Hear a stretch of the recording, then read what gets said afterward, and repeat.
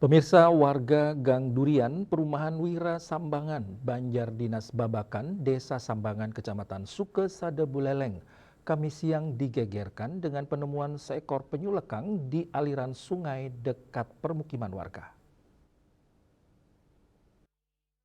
Nggak bikin video, Bu, waktu Temuan satwa langka tersebut pertama kali dilaporkan Ketua RT Gang Durian Ketut Sarjana. Menindaklanjuti laporan itu, Ketua Pokwas Mas Penimbangan Lestari Jero Made Widiadnyana bersama tim konservasi langsung melakukan mitigasi dan evakuasi penyu ke penangkaran sementara di Pantai Penimbangan Desa Bakti Seraga, Kecamatan Buleleng.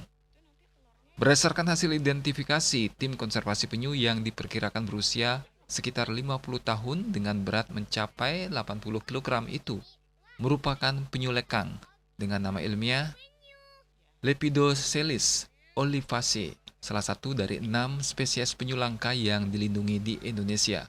Kita selamatkan telurnya. Kemudian mungkin kami curiga kadang-kadang penyu naik ke pasir itu kan dua jalannya dia, dua jejaknya naik turun gitu.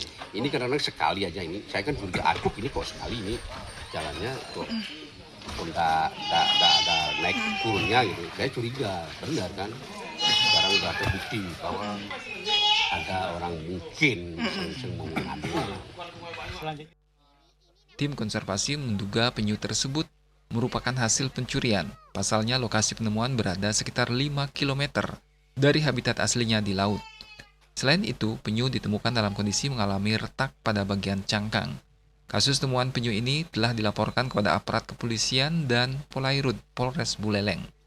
Selanjutnya, tim konservasi bersama dokter hewan akan melakukan observasi dan pemeriksaan sebelum satwa tersebut lepas liarkan kembali ke habitatnya.